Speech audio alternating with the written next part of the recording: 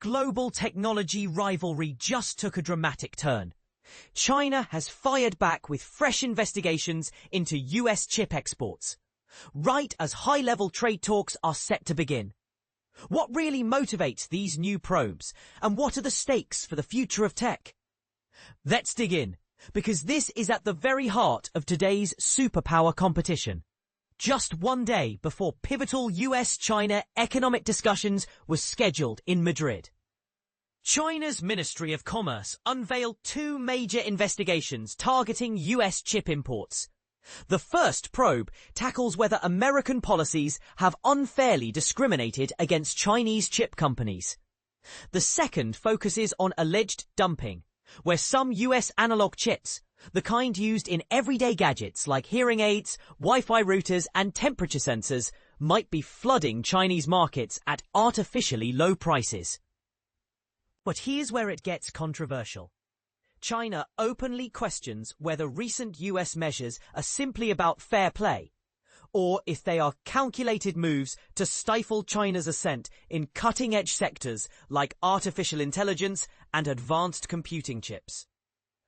According to official statements, Washington's protectionist, chip-related export controls and restrictions are suspected of purposefully holding back Chinese technology firms.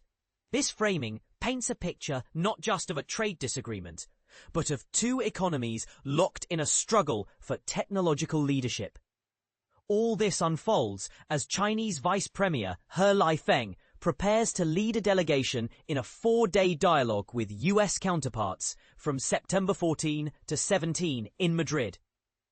On the agenda, not just tariffs, but also the heated debate over export controls and growing pressure on Chinese tech giants such as TikTok. China's Commerce Ministry isn't mincing words, publicly questioning America's motives for ramping up sanctions and urging the US to reverse what it sees as unjust suppression of Chinese companies. What is the US's intention in imposing sanctions on Chinese companies at this time? The ministry pressed, even threatening to take countermeasures to defend domestic firms' rights if necessary. And this is the part most people miss. The timing couldn't be more fraught.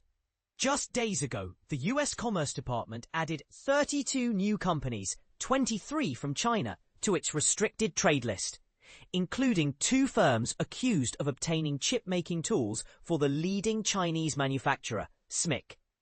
These escalating moves come as both sides desperately try to keep a fragile trade truce alive, one that recently suspended tit-for-tat tariffs and safeguarded crucial supplies like rare earth minerals. The pending decision about ByteDance's popular app TikTok, which faces an impending US ban unless it spins off its American business, is another hot-button issue. President Trump has extended TikTok's US ownership deadline to September 17, amid ongoing fears that Americans' data could be accessed by the Chinese government. A threat US lawmakers spotlight at every turn. In contrast, China's official mouthpiece, the People's Daily, flatly denies the allegation, insisting the government has never sought data abroad in violation of local laws and places top priority on privacy and security.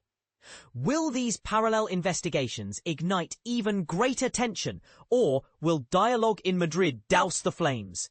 China warns that if the US continues to undermine the legitimate interests of Chinese companies, it will not hesitate to defend itself, raising the real possibility of new countermeasures. Here's a question sure to divide opinion. Do these intensifying actions represent justified national defense, or are they simply the latest shots in an endless trade war? With superpower relations hanging in the balance, whose side do you think is playing fair? And where do you draw the line on technology and trade? Join the debate below. Your perspective could shape how others see this fast-evolving standoff.